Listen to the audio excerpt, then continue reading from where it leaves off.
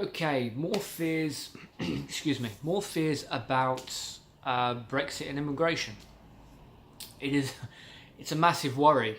There have been a number of companies across the country who have voiced their concerns. My company, I have been told, uh, and this is a brilliant thing, are going all out to try and protect the EU migrant staff that we have. And again, this is brilliant because we're not on 30,000 a year, not anywhere bloody close to it.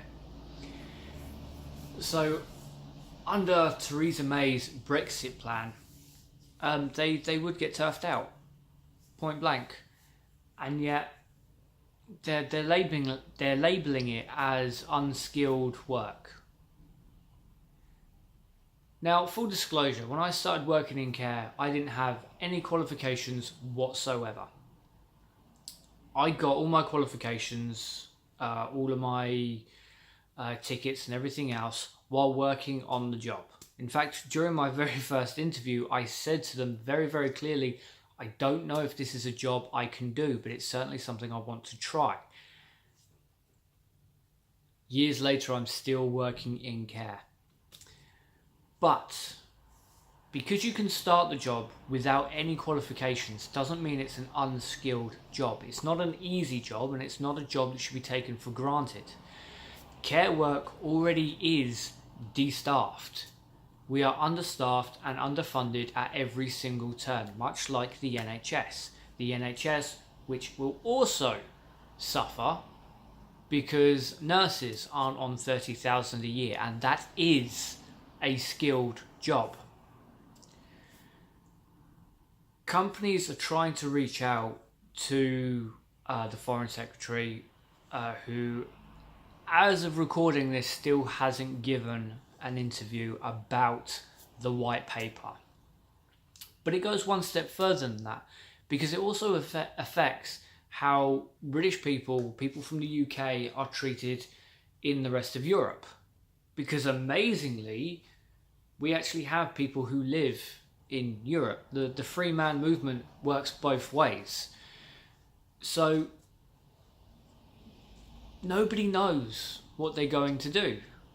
Nobody knows if they're going to be safe where they are, or if their entire lives is going to be thrown through the ring. And I called a couple of embassies a while back. Pretty sure I did a video of it. My conversation with them was, okay, so what would I need to be in your country? Whether it was Belgium, whether it was France, excuse me, too many teeth.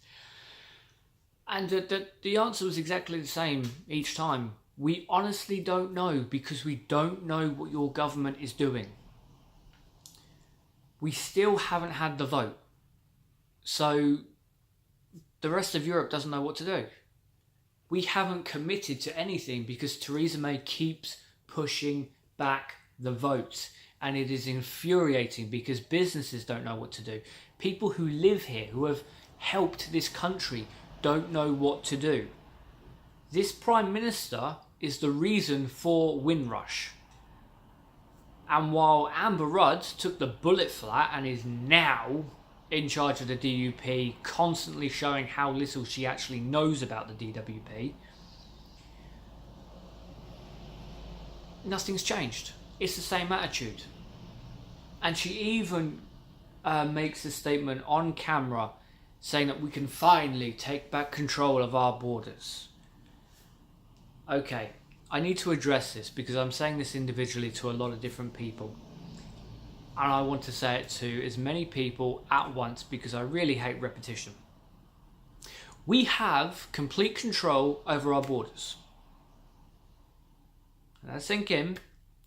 When it comes to the free man movement, first off, when a country joins the European Union, like Poland did, for example, I'm going to pick on Poland because I know more Polish people. Poland joined. Everyone in the European Union who was already a member sat round and had a big old chin wag. Now we have between 70 and 140 MEPs. Those are people that we send over to represent us. Now, during this little chinwag, everyone discussed what they was going to give, what rights, what benefits they were going to extend to the new members, to Polish people as they'd just joined. We chose to extend the free man movement. Now, we put on, you have to be able to sustain yourself after 3 months, otherwise you're sent back. But we chose to extend the free man movement to them. When Romania joined, we did the exact same thing. It's not that we don't have control of our borders. If you have a genuine issue with the amount of EU immigrants who come over, that is an issue you should resolve with your local member of parliament and the MEPs who we send over to represent us. The EU do not tell us what to do. They make requests, and the people we send over either agree or don't show up to the meetings, like Nigel Farage. We have control. Theresa May is a liar. Said it before, I'm going to say it again for as long as she's in politics. She is a liar, point blank. Because of her lies, it spread a fair bit of hate, it spread a fair bit of misinformation, and now we are in a position where whether you're from the UK living abroad in an EU country, you don't know what your future is. If you're from the EU and you've chosen to come here, to build your life here, to contribute to this country, there's still uncertainty. It is absolutely moronic and disrespectful for people who chose this country over all others. They came to work in our factories, not stealing jobs, because a lot of English people don't want those jobs. I went to school with English people who had the same job that I did when I first started working in a freezing cold tomato pack house.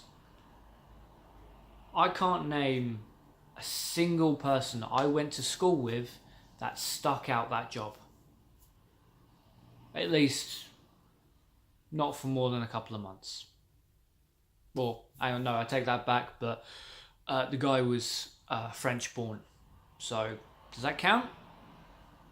Or is he now going to get kicked out?